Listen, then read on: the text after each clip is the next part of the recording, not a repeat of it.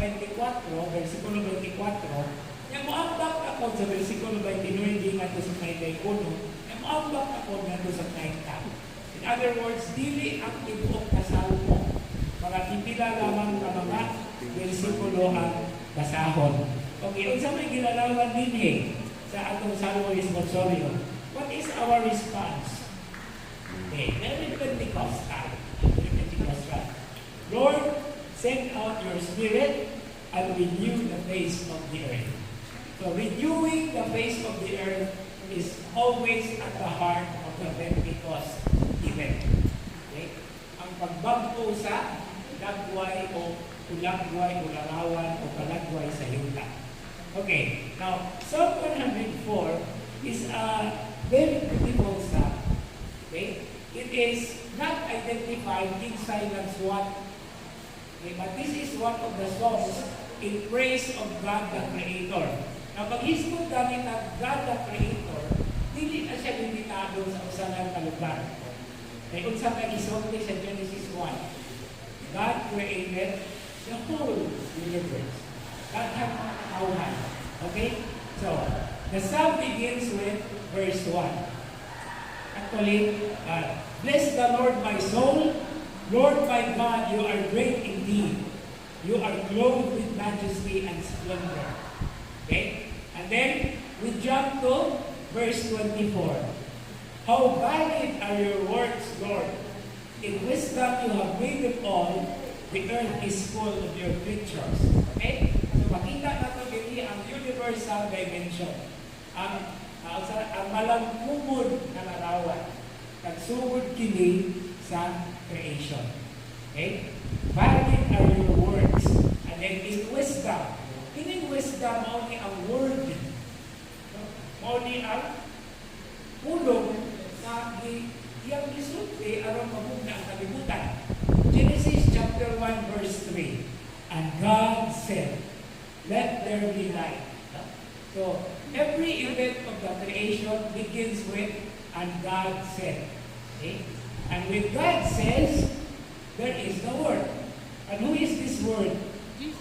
According to the Gospel of John's prologue, and the Word was with God, and the Word was God. And the Word became flesh, and made His dwelling among us.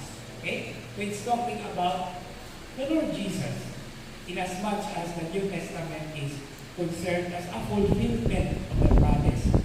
Now, from verse 24, we go to verse 29. Okay, 29 to 31. Okay. When you hide your face, they panic. Take away their breath, they perish and return to the dust. Reminds us again of Genesis chapter 2. Okay? Chapter 2, verse 7. Diin man gibugna ang tao. Gibugna siya gikan sa abog. Iyang giumol, kung nadayon iyang kayupan, kung nahimo siyang buhit na binalag. Okay? Take away their breath, they perish and return to the dust. And then verse 30, which is now actually the response.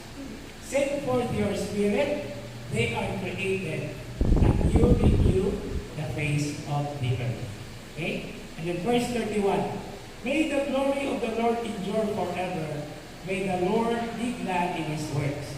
And finally, we end with verse 34. Okay? Actually, lain-lain kung numero ang mga Biblia, no? May sinners vanish from the earth, and the wicked be no more. Bless the Lord, my soul. Hallelujah. Okay?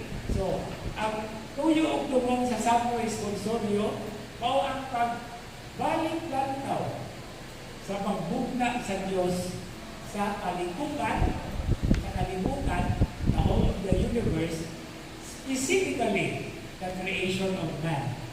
And what is the living, the principle of life? The breath. No? Nasumala sa Hebreo ang pinulungan, muna siya ang ruwah. Okay?